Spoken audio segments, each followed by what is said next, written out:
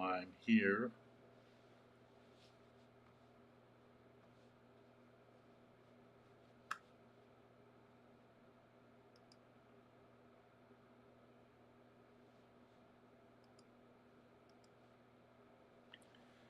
And I'm right on time, 7 o'clock. Just got in from fishing on the Triton today. Really good day of fishing. Lots of fun. And I'm here today. Hey, 907, long time no see. Welcome back. Good, I was fishing today at Caleen Island, a place you've been before. And what grade are you in now, 907? I forgot.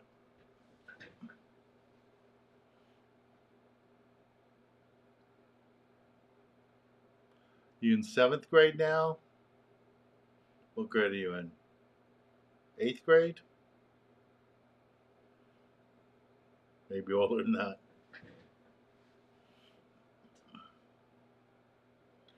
Yeah, it takes some people some time to find us because I'm never here on time. Hey, Terry. But today I'm on time. 9th grade, you're in high school. 907 is in high school now. That's awesome. Hey, Brad. Brad was fishing with us today.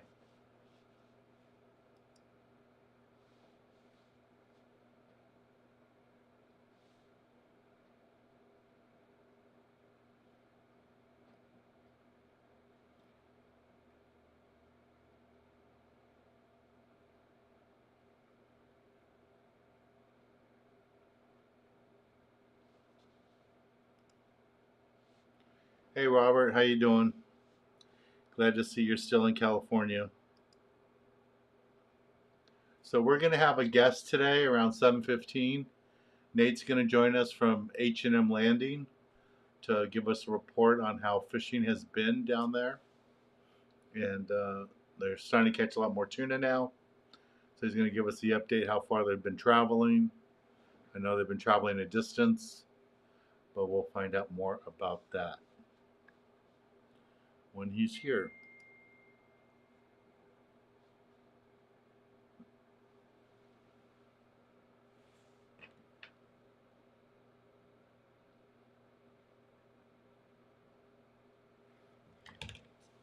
And we had perfect weather today, guys. I have not seen the weather that beautiful out at the island. I don't think ever that flat. I mean, there was zero waves, zero wind in the morning. It was just perfect. We actually hooked a marlin in the morning on the way over to the island, and it was pretty cool. We really had a great time.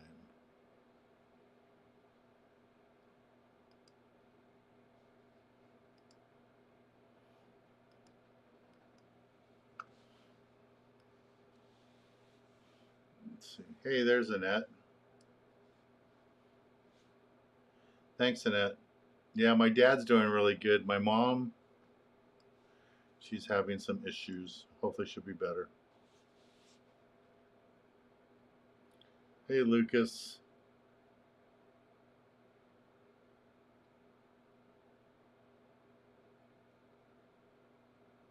Hey, Lloyd. Daniel. Arizona and Nevada are in the house now.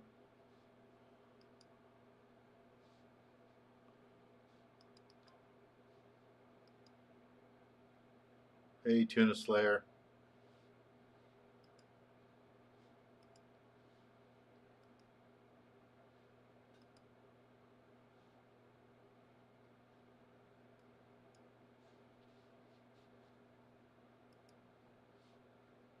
Yeah, so Nate's going to join us here in a little bit, guys, and give us the update on what's going on in San Diego.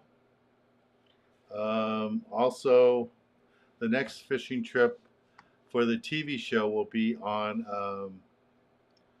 September 8th, departing, fishing the 9th, returning the 10th, our day and a half trip on the horizon. And then the next trip that you can join me on will be next week on the Gale Force. It's going to be a meet and greet trip. There's only 2 people signed up on it right now, so hopefully we can get at least 12 people to go so we can go. But that is the plan. So hopefully we'll get some more people. So if you want to join us on that trip, and I think about 5 people from today's trip said they would be joining us on that. Let me put a link here for that trip. Have you heard anything about them raising bluefin limits from? I don't think that's going to happen, Lucas. The limits on tuna are not raised, or bluefin tuna, I do not believe the limits are done by the state. It's a federal thing, and I just don't see that happening by the federal government extending it like that. But I might be wrong. We can ask Nate that question when he joins us around 7:15. What's Jesse's question? Any kids fishing events soon? We have the kids club meeting every 3rd Saturday of every month. So September, was it the 21st or something like that? The 3rd Saturday, we will have the kids club meeting at Leg Lake. We won't be having a big lake event meeting until November. November we have the Saturday before Thanksgiving, and then on first week of December we have Fishing with Santa, and there's a good chance there's going to be one in January or February back at Lake Lake that City of El Monte wants to do, police department wants to do for trout. But we're still working on that, the details. We're trying to find out what the exact dates are going to be for the Bart Hall show. They're talking about the last week of January. I have a meeting with him tomorrow with Bart Hall, so I will get the inside scoop on when the exact dates will be for both Long Beach and Del Mar. So we need to find that all out. And hopefully I'll have those answers tomorrow. Hello, left-handed. Terry, not a haircut, just water. Put water on my hair before I came on, just because I was so beat up from being on the water all day and out in the sun.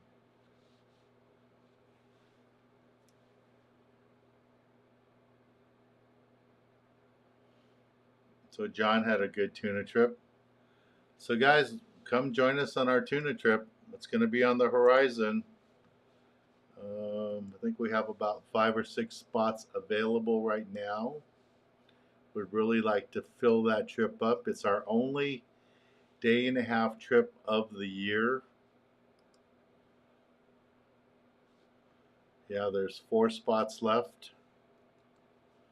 And it's probably going to be 5 spots because I think one of the guys is going to cancel out because he got hurt. So 5 spots left to join us. That's the horizon. Hey Alex, how you doing? On the horizon, it's our only day-and-a-half trip of the year. Normally we have 2 or 3 of these.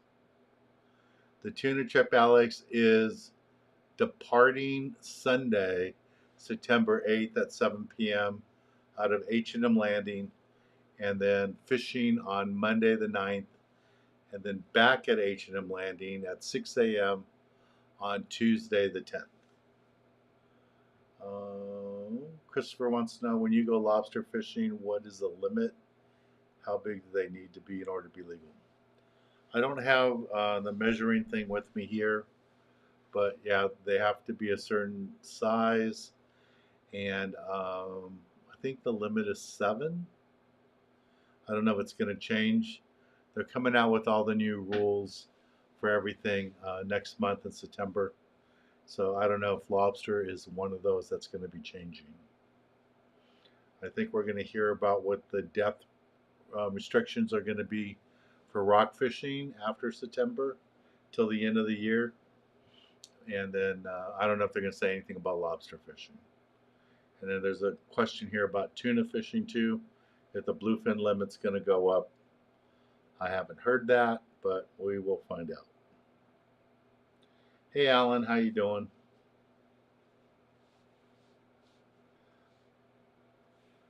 Philip says he went fishing out of Avila. Difficult time getting limits. Yeah, I don't know if you guys saw the video today from Northern California. I forgot which boat it was, California Dawn or one of those boats, I think out of Berkeley. Caught albacore. I think it was today. I don't know. I just saw it on Instagram this morning. It looked like they got albacore today out of Northern Cal. So I don't know, maybe our trip in September, into September, might be looking for them.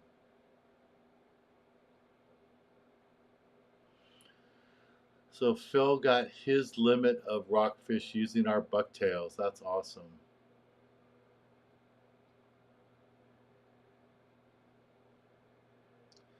Yeah, Alan, the train trip was great today. Plenty of bass, lots of bonita, few barracuda, and we even hooked a marlin today too. So that was pretty cool. All right, well, we should probably play this since it's showtime. Here we go.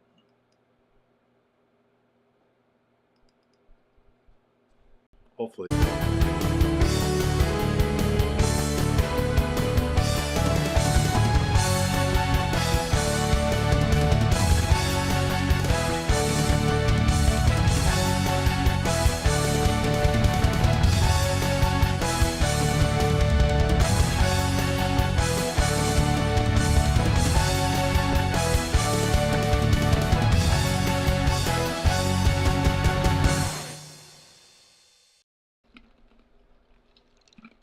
Hello, everybody. The water down here in Southern California hasn't been too bad lately. It's been 70, 71 my last couple of trips. So that's pretty good. I mean, it's not 77, but it's still pretty good. Here's a little video on some of our trips, private charter trips lately.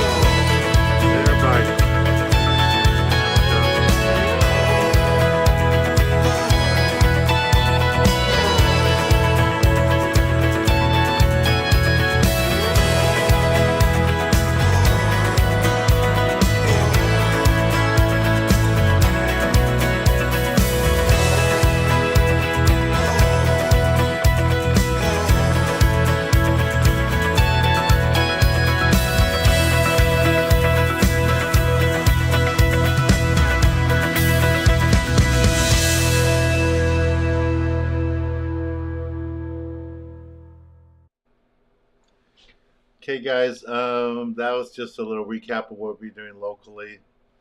Doing really good locally on the bass and stuff.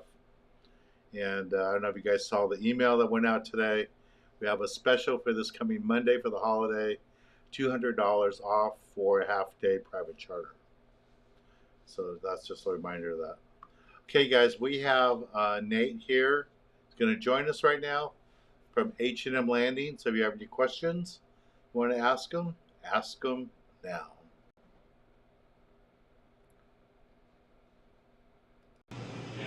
Hey Nate, how you doing? Hey Dan, how are you, man? You hiding in an office or you there at the landing? I'm here at the landing. I'm commandeering Frank's office for a minute, but happy to pop out there into the shop if we need to. It's a little noisy, so I figured you guys might hear me a little better in here. All right, cool. So, can you give our viewers a little recap on what's going on there at H&M Landing? Yeah, definitely. It's been definitely summertime fishing. It's been fun. Most of those day and a half, 2 day trip longers are fishing out at Tanner Banks, Cortez Banks, catching mixed yellowfin, or excuse me, yellowtail and bluefin tuna. Nice grade of fish. Most of them are 20 to 50 pound fish. Yellowtail are probably 9 to 25 pounds with a few nicer ones mixed in. Local fishing, we're seeing a lot of fish around on the kelps. Been a little bit slower on the full day and the overnights, but a lot of Dorado around. And if that stuff decides it wants to bite, it could get rid of it really quick. We're seeing an immense amount of it around. Yeah, and then local fishing's been good. Half day fishing's been sand bass and calico bass has been pretty much full speed. So it feels like summer around here, man. It's been busy. That's awesome. So you're saying you guys are seeing lots of Dorado right now? We are, man. We're seeing a lot of it around. It's been interesting. We're seeing a lot of marlin around too. A few boats hooking them, a few small boats landing them, and it seems like that stuff's been feeding on that little Dorado. If that stuff decides it wants to bite, there is an immense amount of it around. It could get interesting fast. That'd be good. Yeah, we hooked Marlin today, just before we got to Catalina on the way up there on the Triton today. And Rad. yeah, they've been hooking a bunch of them up here, and I think one of the Dana boats and one of the Newport boats landed them this week too. So Nice, man. Yeah, we've seen a few of them down here too. Even guys fishing Coronado Island, they'll be fishing yellowtail down at the rock pile and hook a marlin out of nowhere. So, ocean's been interesting. There was some orcas spotted yesterday. A lot of sharks around this year. It's been interesting. A lot of life. A lot of life. so the guys are getting excited about our trip on the horizon. Can you Yeah. talk a little bit about what you think we're going to be doing?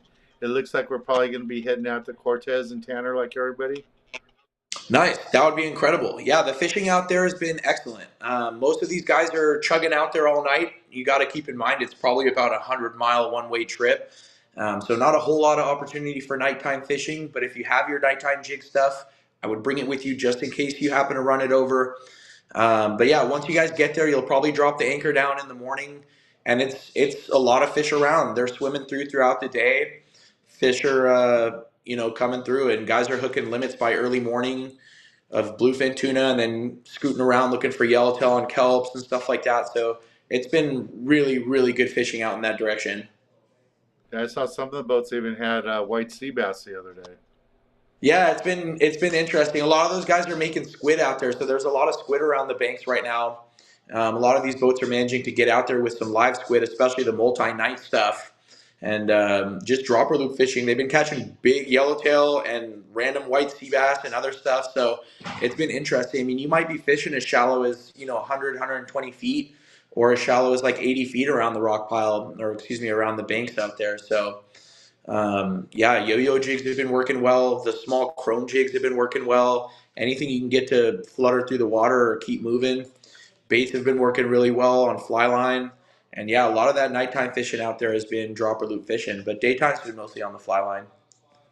So if you were gonna, since you are the tackle manager there at the landing, what would you recommend tackle wise, the outfits that people bring with them, and then you could also explain if they don't have it, it's available for rental. Definitely, yeah, I appreciate that. So, if I was heading out, I would probably have something like a 30 or a 40 pound setup, something I could fly line a bait with. Fluorocarbon is very essential. It'll help you get bites and it'll help you land your fish. We're seeing guys fish as light as 25 and as heavy as 40. I think as long as you pick your baits well, you can be successful. Small circle hook, tiny little size 2 or size 4 has been the name of the game. If you're fishing squid or bigger baits, you can go a little bigger with the hook, but that's as a general rule has been working well for guys. And then yeah, if I was fishing any kind of a jig, I would probably bring a yo-yo jig with me. Bring your favorite, your mint, your scrambled egg yo-yos, whatever you got. Your old salad stuff will work just fine. And that's pretty much been the name of the game. I would fish a yo-yo on a little bit heavier of a setup, maybe a 40 or a 50 pound setup. But yeah, as far as rentals go, come see us if you don't have gear. I would probably recommend renting something like a 30 or 40 pound setup. Would run you about 35 to 40 bucks depending on which one you go with. And no need to reserve them. Just come see us. We'll set you up if you need them. And then, so you're saying they should bring a 30-pound outfit, a 40-pound. Would you go 50, 62? I would bring like I don't necessarily think you need a 30, a 40 and a 50. I would maybe have like a 30 and a 50. Or, if you don't have a 30, fish your 40 pound, but maybe bring some lighter fluorocarbon. So with the fishing as good as it's been, these fish aren't as picky. You just want to make sure your bait's looking natural in the water. And if you're successful in getting a bait away from the boat, you should be successful in hooking some fish. Yeah, last year when I was at Cortez Tanner area, we had to fish 20-pound to get bit. You don't think that's not an issue this year? There was like a week or two where guys were fishing as light as that. I think if you're a guy that has a whole lot of fluorocarbon, I would bring some of that with you just in case. I don't know if I would fish that light on my own main line personally. I might scale down to 20 or 25 on the fluorocarbon on, say, my 30-pound setup. But I personally don't fish lighter than like 25 or 30. I think if you're picking your baits well and you can get them away from the boat, I think you'll get that bite and you'll have a better landing ratio when you do. But Yes. circle hook helps with that big time too, and so does the fluorocarbon. You get a lot of abrasion resistance from that fluoro. So fishing that light line, 20, 25, 30 pound, every little nick in that line is a chance that you don't land that fish. So, every advantage you can give yourself, a circle hook and some fluorocarbon can make all the difference. And when you're fishing an area like Cortez, where you're anchored up fishing tuna, do you ever have to worry about the tuna rubbing against the rocks? It depends. Sometimes they do, and if they do, there's not a whole lot you can do about it. But when you're fly line fishing, they don't tend to swim straight down to the bottom like, say, a yellowtail would. Yellowtails seem to be a lot craftier, is why you'll lose a lot of those nicer grade ones on the yo-yo out there. But no, tuna tend to stay up. Of course, it could happen, but it's not super common. Usually, it's because you ran into another angler's line or he gut hooked or something like that. Okay. All right. So if you're going to pick out the four outfits a guy should bring with them or woman bring with them to go on this Horizon trip, give us your four outfits. For sure. First outfit would probably be a real light setup, like a 25 or a 30-pound fly line setup. Again, that fluorocarbon and a small hook for that one. I personally would bring something to cast with. We've been seeing a lot of fish up on the surface. And if you like to fish your surface irons or your Colt snipers or any of that kind of, even popper fishing, you get a good opportunity for that potentially. So bring that stuff with you. I would probably bring a little bit heavier of a rod, like maybe a 50-pound or so, something you could fish your yo-yo jig on, or a dropper loop, or something like that. And if you're a guy that has all the gear in the world, I would bring a heavy setup. You're still out there, and there's some big fish around. We haven't seen a lot of them getting hooked, but that ocean can change in the blink of an eye. So we're seeing it. And if you had a whole bunch of gear at home, I would bring a 100-pound setup and probably some kind of a knife jig just in case, or a heavy jig, tuna bomb, whatever you like.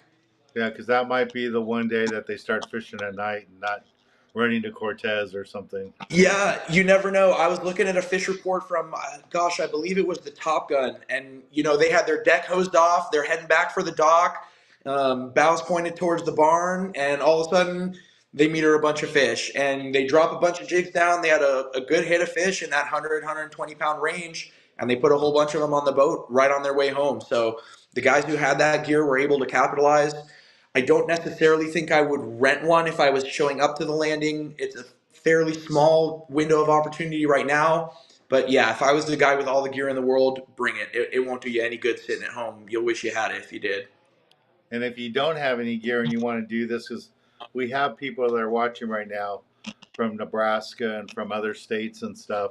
I think we had one guy saw on here earlier that was one from Nebraska, and I don't know, I forgot the other one was, but Nice.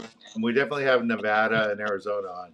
So if those guys don't have that kind of gear, the two rods you would recommend, I'm guessing, would be a 30 and a 50. Exactly. Yeah, spot on. If I was going out right now and I was renting two outfits, I would rent a light one for that fly line, and then I would get something a little heavy for dropper loop, yo-yo jig, that kind of thing. And yeah, you'd be able to capitalize on just about anything. Again, most of this tuna we're seeing is that 20 to 50 pound stuff. And you could absolutely handle, a 50 to 100 pound one. If the slightly larger models roll through on 50 pound, you could still fly line a bait and get a bait out away from the boat if you absolutely had to. So yeah, those would be the two that I would get right now for sure. Yeah, and I agree with you that if you had that 30-pound outfit and the fish got picky, that fluorocarbon, that 25 pound fluorocarbon would be good to have. And there'll be plenty of people on the boat with that. So that'd be easy to just borrow a piece from somebody.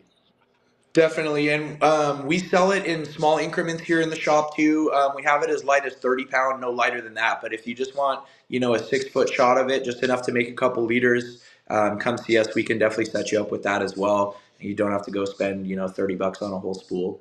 We can get you enough Also, for the day. you would give them like 6 foot liters, 7 foot liters. Yeah, so we have them bagged up. They're in little 6 foot increments. So for the guys who like a short leader, you can maybe squeeze two out of that. Or if you like a longer leader, you can stand to lose a couple inches each side when you tie your knots and, maybe retie a few times throughout the day to freshen it up. But yeah, we sell them. I think they're like $2 or so. And, two of those or three of those will probably get you through a day. So when you're talking about throwing a surface jig for tuna, um, I mean, back in the day when I was your age, we used to throw like a 540 10-foot rod, and then I hooked a 100-pound tuna, and I'll never do that again. But what length rod do you recommend for these 50-pound fish that they're catching now?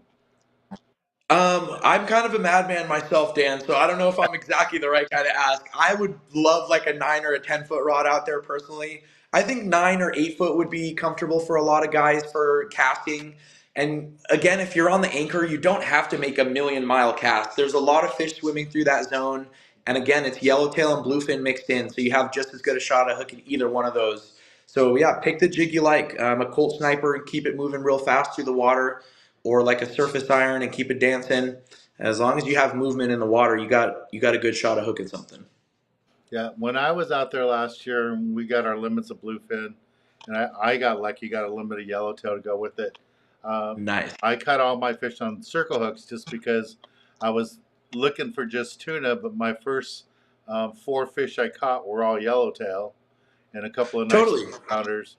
But I was able to get them with the circle hook. But like you're saying, concentrate on the circle hook for the bluefin.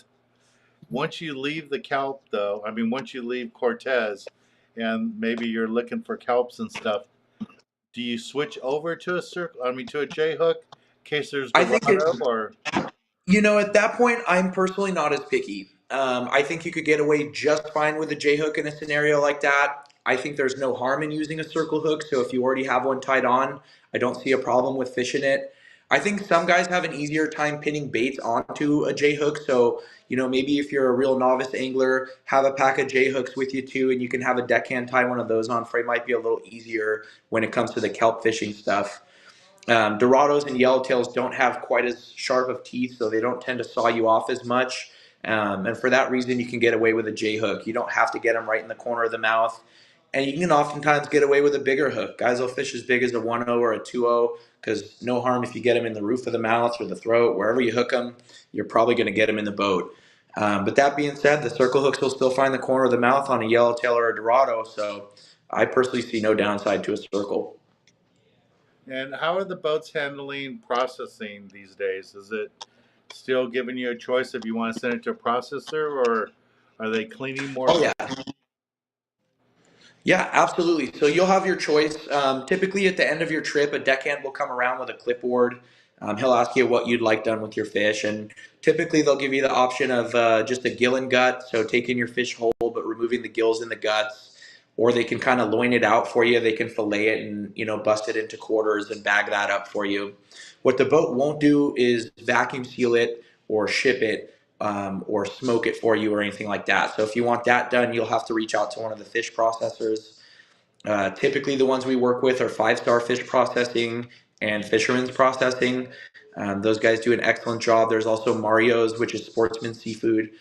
They do an excellent job as well. So any of the processors you go with, those would be the guys you want to reach out to if you want your fish sealed, frozen, shipped to you, anything like that. But yeah, they'll absolutely give you the option on board. And most guys will just bring a cooler. They'll leave a cooler in the truck during the day, bust it out at the end of the trip, throw the fillets on ice, and take it home. And since this whole fish processing thing started, has it really affected? I mean, I would think it's affecting what the guys make on the boats because so much of their side money used to be fish cleaning, and now if 2/3 of the boat's into the processor, that's a lot of money the guys don't get anymore.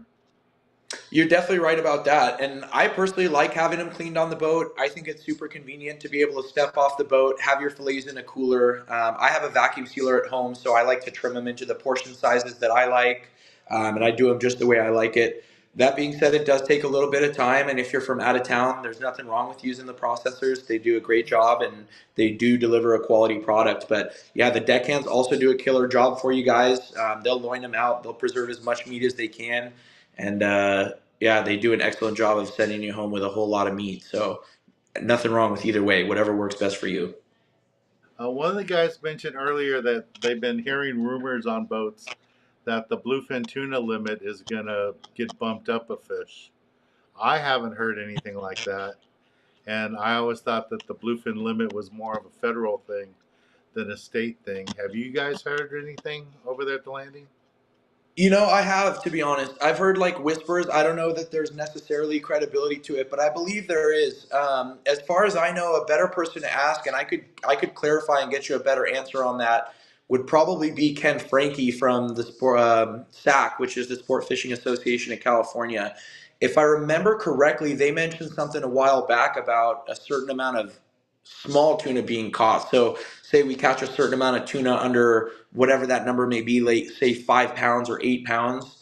That would therefore deliver proof that I don't know they're spawning here or there's a healthy population here.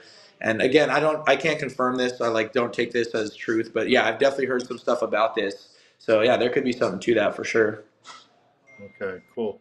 Have you heard anything about what might happen with the rockfish limits for in September when the state makes their announcements? Are they talking deep water or anything? Or I haven't heard anything about that, and to be quite honest, Dan, from what we saw from them this year, I feel like they probably have no idea at this point either. We didn't get the new regulations for 2024 released until what was it, like April or so of 2024. So we went like 4 or 5 months into new regulations with last year's regulations. So we'll see where that lies. They've kind of been all over the place with that, but I hope they keep the deep stuff open because I personally love it. and as far as the season has been this year, I don't remember another season where the San Diego boats weren't heading into Mexico. I mean, I Yeah. this is the first year that I remember that I can think of in years that so much of the fleet is fishing past Catalina, sometimes up by SBI, sometimes all the way up by Nick, and like right now they're living right at the border at Cortez and Tanner. I mean, is this something that you've seen before? Or is this am I right that this is kind of new? Yeah. No, I agree with you on that. I think this is probably the least amount of trips go into Mexican waters that I've seen. The most productive Mexican waters have been the Coronado Islands recently. So the few trips that are willing to, get the visas and passports and biospheres and all the stuff you need for that, they've capitalized a little bit. But yeah, most guys are fishing into California waters, and that's not as typical as far as I've seen.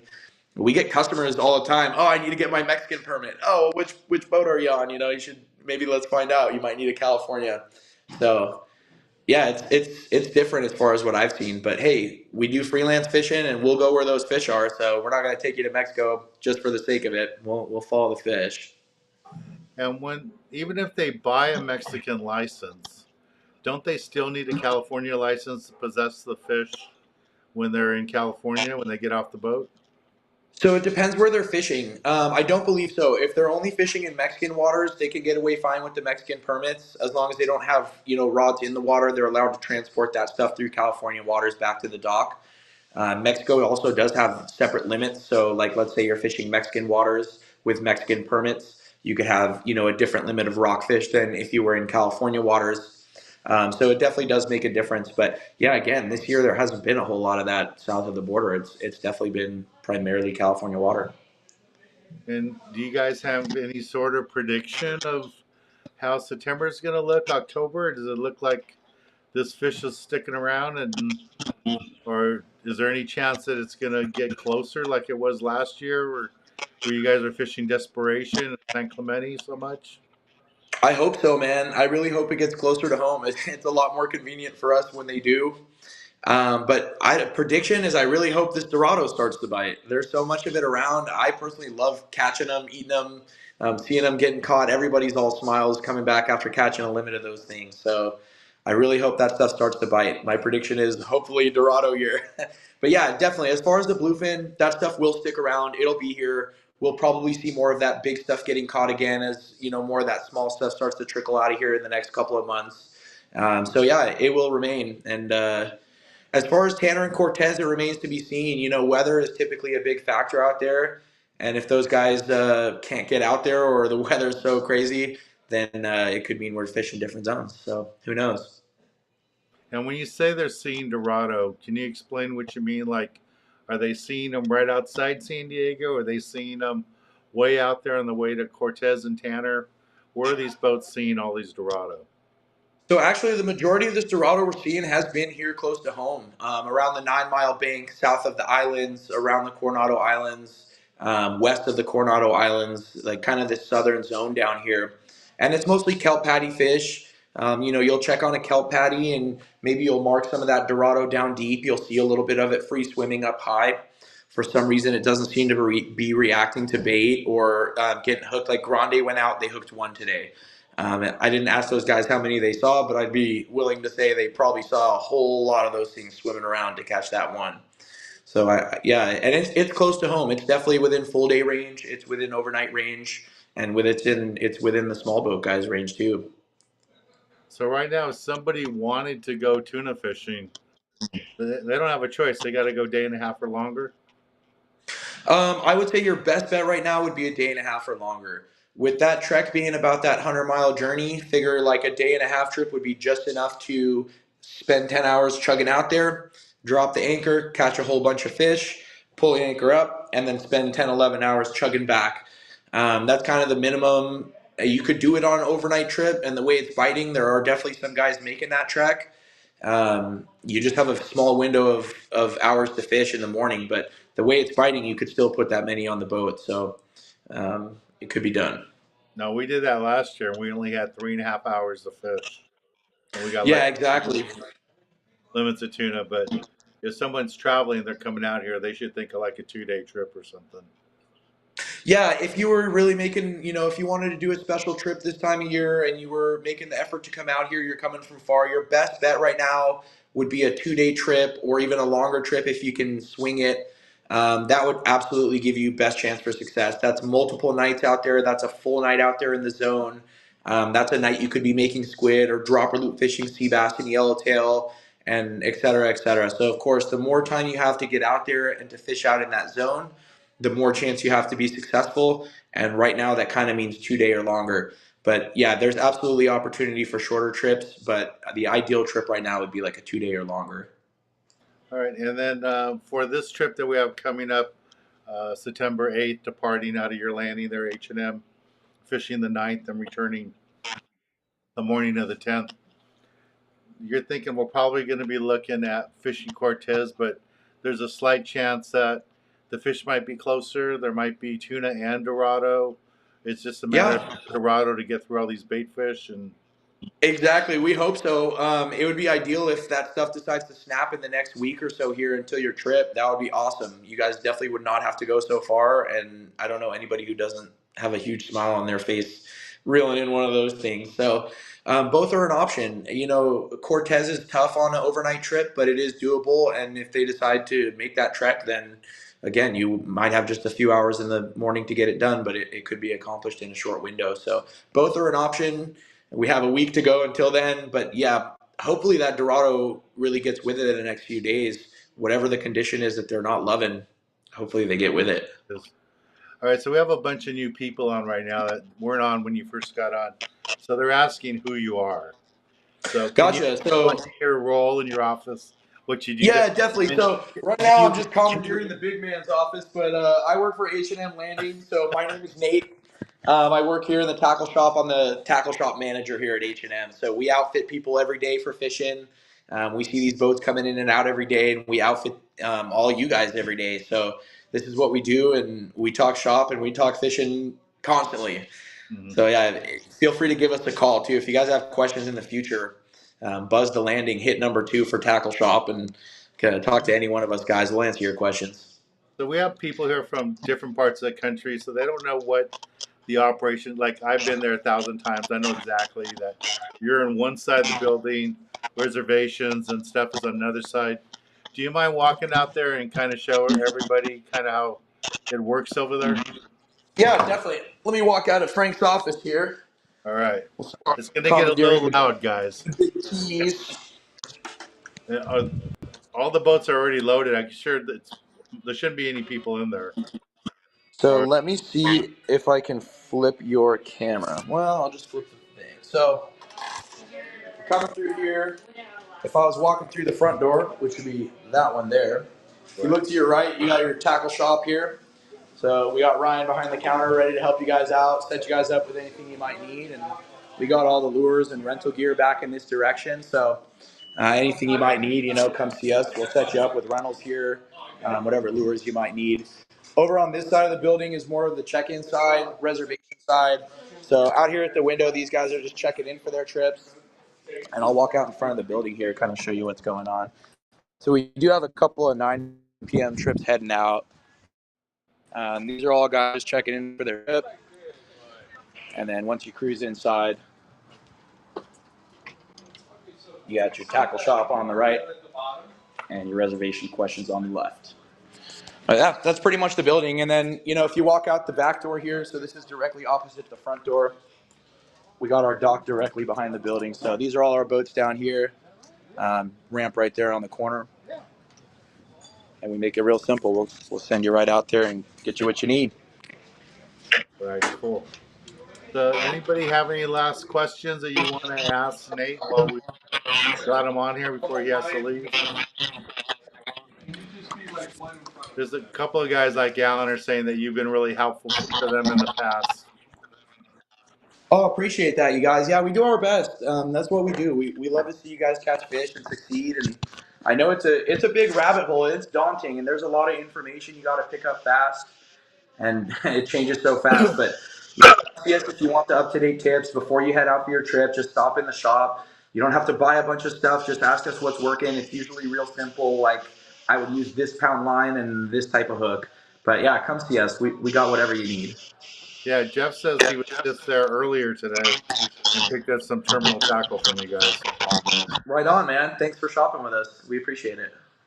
All right, so what's the last? Okay. James is asking if he went down there with an RV, what would he do for parking? No, you guys don't have it there.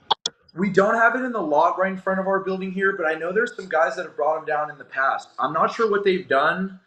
But to be honest, if I was going down, I would probably look into I know there's the whole Shelter Island area. They have a lot of long trailer parking and paid lots over there that can accept trailers.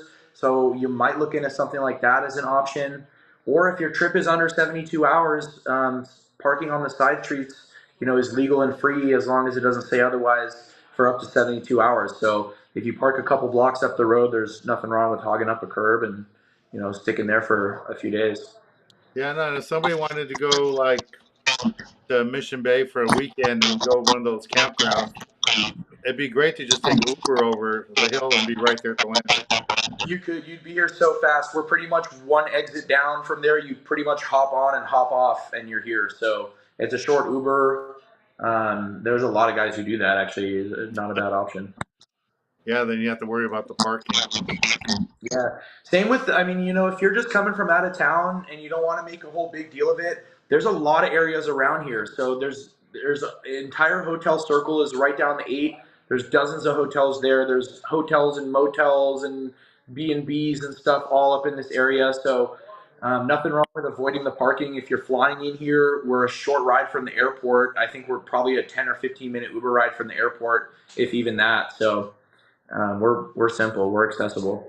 Yeah, and that little hotel right in front of you, the landing there, that's where I normally stay. And they even offer a discount for anglers. Yeah, the Sea Harbor Hotel. That's definitely the easiest one. That one's a stone's throw from the front door. You can't miss us. It's right there. All right, so I know you got to get back because you guys are going to close up there at 8. Can you give the guys any last tips or information that are thinking about signing up for us on the Horizon trip? Yeah, definitely. I mean, I would say bring your light outfit. Choose your baits wisely out there. Don't be afraid to switch your baits often. I think the biggest difference you see in guys that hook up significantly more and guys that don't hook up as often is their willingness to change a bait or willingness to admit that a bait that they pinned on isn't maybe the best bait. You know, if you drop it in the water, maybe in the tank and in your hand, it was the hottest bait in the world. You drop it in the water and it's all smart and it's just sitting there. It's hiding under the boat or it's not chugging away from you. It's kind of sticking in the shadows.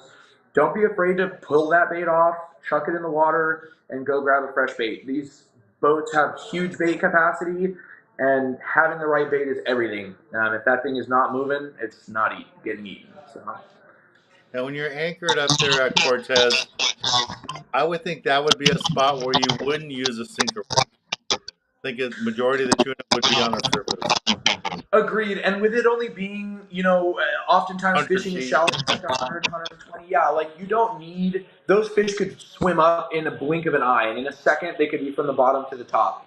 That being said, it can be a little bit more difficult to get a bait away from the boat when you're on anchor because of the fact that, the boat's not drifting away from your bait. Only your bait's getting away from the boat. So, way to circumvent that, a lot of guys will shoulder hook their baits, kind of makes your bait go more sideways. It'll catch a little bit more of that current on its own, and it'll be a little easier to get away from the boat if it's not, the hottest baits in the world. Shoulder hooking on the anchor is the way to go, in my opinion. And you said if we have some people that need rental gear, they don't need to make a reservation. They can just show up and get it there. Correct. We have lots and lots of them. We actually just got a brand new batch of rods delivered to us today. They match our newest ones, the 7'6", the orange and black. So come see us. Don't need to reserve them.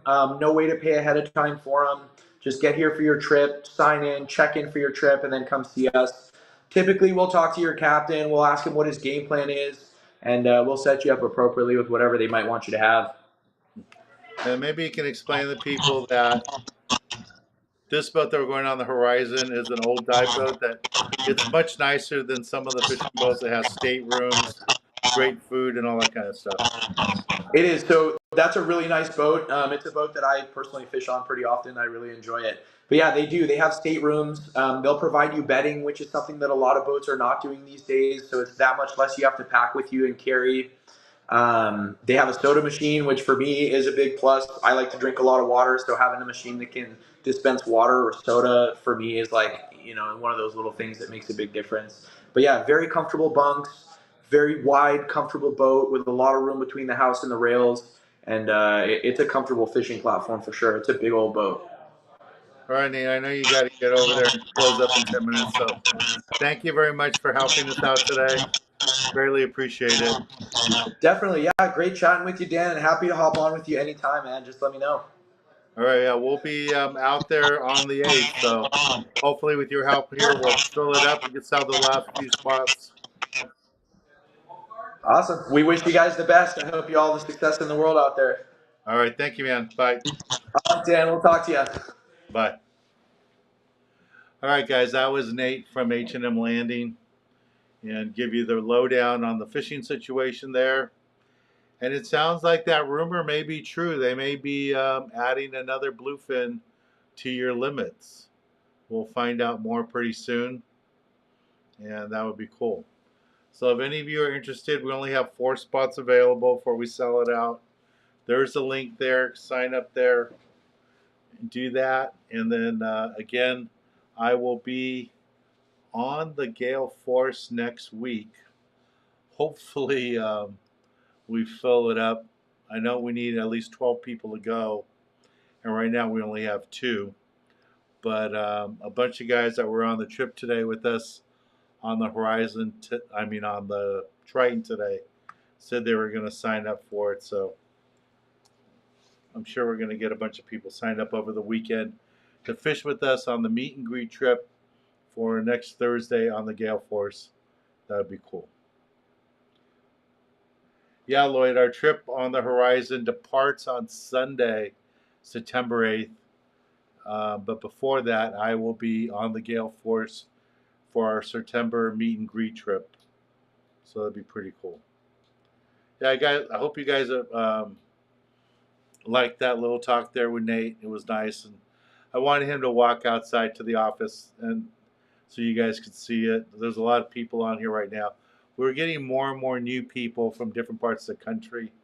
It was pretty neat this week to see on my YouTube channel how many people from places like Kentucky, South Carolina, New Jersey, people that I didn't know watched my show. I thought they just found me on YouTube, but they're telling me that they're watching me on Cox Cable in those other locations. So people that are in like Lloyd in Vegas that watch me, they're watching me on Cox Cable and Channel 4 there, and a bunch of other people like that. Hey, my cousin's on right now from Northern Cal. Hello. Okay, so Dylan, since you're here, can you give us the update on what's going on with that albacore? I just saw, I think it was California Dawn, posted or shot a video today of them catching albacore today. Are those albacore beyond the Farallon Islands? Are they closer than that? I mean, how far are you planning to go tomorrow to find these albacore? And they must be close because you don't have a huge boat. So if you're heading offshore to get albacore, this is my cousin Dylan, guys. He lives up in Northern Cal. And where are you heading out? Because I know you don't live in the Bay. I mean, you're a little south of the Bay Area. So are you running out of the Bay Area, or are you going to go Monterey? Where are you taking your boat out of? Hopefully you can give us some answers here.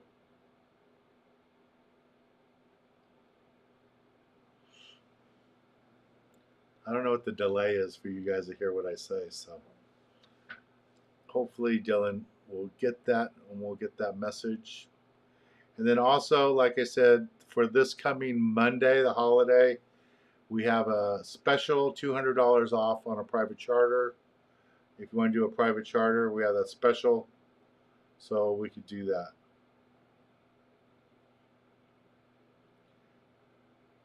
Yeah, Alan, we've been getting a lot more subscribers since we've been expanding it. We got a lot more people signing up from all over the country, so it's pretty cool.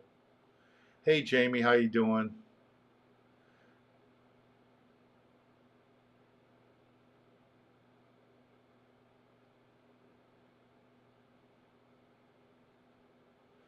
Yeah, Jamie, come fish with us. Paul would have liked that. Paul, if you guys don't know, Paul is a friend of ours that fished with us for years.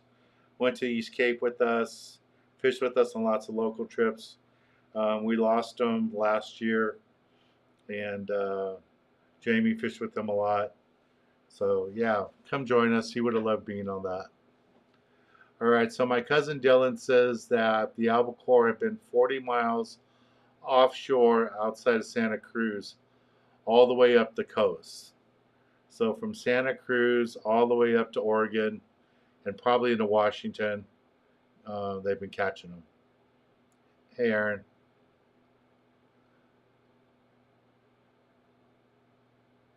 Okay, so you're not going on your boat. You're going to go on a party boat.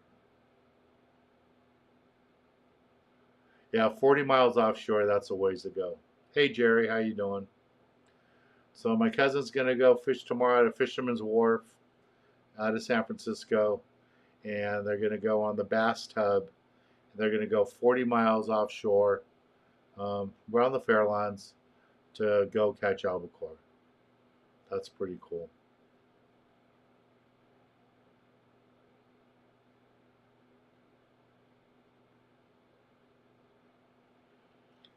Al, hey, how you doing? Long time no see. The Horizon gets back at 6 a.m. 6 a.m. is the plan. It gets back Tuesday, not Wednesday. The boat leaves Sunday at 7 p.m., Sunday at 7 p.m., fishes Monday, and then on Tuesday morning at 6 a.m., we will be back on land. I would think the latest would be 7 a.m., but the plan is 6 a.m. to be back on land, and we're back on Tuesday, not Wednesday. So my cousin says they've been catching the albacore, a 20-pound class albacore, and the boat trip is going from 4 a.m. to 8 p.m. Yeah, let us know how you do and take a lot of pictures so I can do a slideshow for all the guys next week. All right, Dylan, that'd be awesome. So my cousin's going to give us a first-hand report, and knowing him, he'll shoot a little video for us too, and get us some still photos.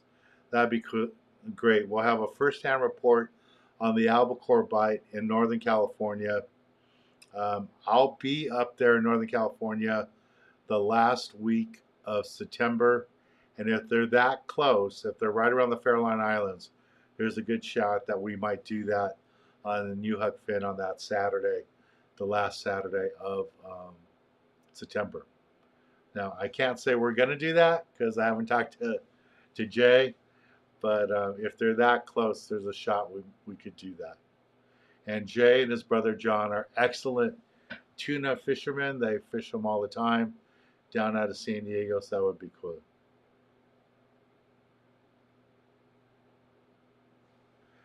Well, Al, you can fish the bottom or fish a sinker rig and try to catch white sea bass. They've been catching them. They've been getting white sea bass and big yellowtail there at Cortez and Tanner. Been really, really good. And there's a lot of marlin locally. So a lot of marlin locally, guys. And it was neat to hear what Nate had to say about the Dorado. I haven't seen any Dorado on my trips to Catalina up here, but we've been seeing lots of marlin. About every trip we've been hooking a marlin. Haven't been landing it. I think part of the reason we haven't been landing it is because the boats are traveling at 9 knots. Normally when we troll for marlin, it's 7.5 knots, at the most 8 knots. And I think it's just a little fast. It's pulling the hook out of the fish. The fish aren't getting a chance to bite it really good. So we'll probably be looking for that next time I head out there. And for sure next week when we go on the Gale Force trip, we will be trolling lures for marlin, going and coming. We did that today. Like I said, we saw a couple marlin, and Brad's rod was right next to the boat rod that got bit today on the marlin. So that was pretty good.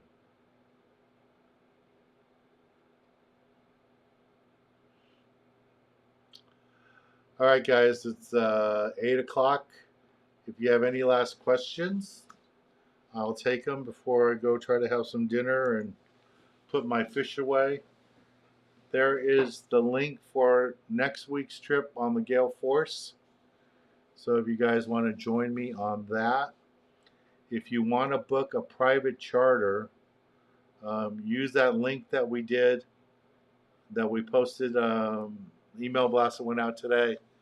And there's a link on there so you can get the discount and save $200 on a private charter for this coming Monday, the holiday. And then for those of you, I don't think it's any of you guys that are here, but for those of you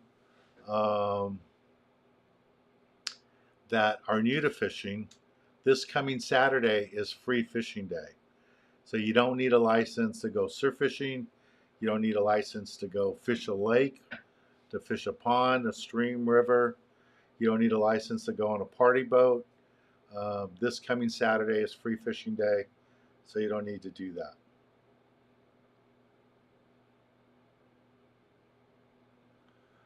Joaquin, I don't think you want to put salt on your fish if you're going to be sticking them in the freezer. So I would say keep your fish on ice, and then when you get home, vacuum pack them, and then separate them and put them that way. Yeah, I agree with you too, Al. There's seen a lot of Dorado. When we had our trip on the Malihini a couple weeks ago, we saw some Dorado. We hooked a bunch of yellows on that first cow patty. We hooked like four. We only landed one. I got bit, short bit, and missed one. But we did see a few Dorado that day. But it sounds like since then they've been seeing a lot more Dorado. So if these Dorado can eat through all that bait that's out there, it's going to be like last year where they started to show up later. So who knows? Maybe the timing we have for this horizon trip will be perfect for Dorado fishing and bluefin tuna fishing. And if we have to go all the way to Tanner Cortez, we can get the bluefin and the yellowtail there. And if we get done early, like we're hoping we can leave there and look for Dorado and kelp patties on the way home. That would be awesome. So, guys, sign up and join us on the Horizon trip. It will be lots and lots of fun. In case you didn't know, on the Horizon trip, all your meals are included in the price of the trip. So, no extra money for food. And I don't think you're going to need a Mexican permit, but I think it's even included on that trip. But I know all the food is included for sure. All right, doesn't look like there's any questions. I hope you guys enjoyed today's broadcast and enjoyed having Nate on. And those of you that fished with me today on the Triton, like Brad, thank you guys for being there. Al, it's nice to see you on here. Haven't seen you in a while. And hope Jamie and you, Al, and the others can join me on the Horizon trip. That'd be lots of fun. All right, hopefully see you guys on the water. All right, I've been up since 4 o'clock. I'm gonna go inside, grab some dinner, say goodnight, and thank you guys for subscribing to my YouTube channel. If you haven't subscribed yet, please subscribe. Like Alan says, I'm getting really close to 40,000 subscribers. I'm at 38,000, over 38,000 now. So let's get to 40,000 subscribers, and then we'll work our way up and try to get to 50, maybe 100,000 subscribers. So it'd be pretty cool. And then I'll have some exciting news for you guys, hopefully next week, that I can let you know about where my TV show is expanding to. Looks like some other countries are going to be broadcasting my TV show. So I'll be giving you more details about that next week. All right. I guess that's about it. Again, sign up for that Horizon trip. If you want to do a private charter and take advantage of the discount, go to the website and sign up for that. Look for the email that we sent out to everybody. It's probably on our Facebook page too. And take advantage of that discount and the $200 off. That would be cool. Yeah, Al, I'm sure you'll bring at least 6 outfits, maybe 10 outfits. Be fun to fish with you again. It's been a while. It's been over a year since I fished with you. About 2 years, I think. So come fish with us. Jamie, come join us, and all the other guys. That'd be awesome. All right, I'm going to say goodnight, everybody. Thank you very much, and I'll talk to you all soon. And I'll be on here next week, too. Thank you. Bye, everybody.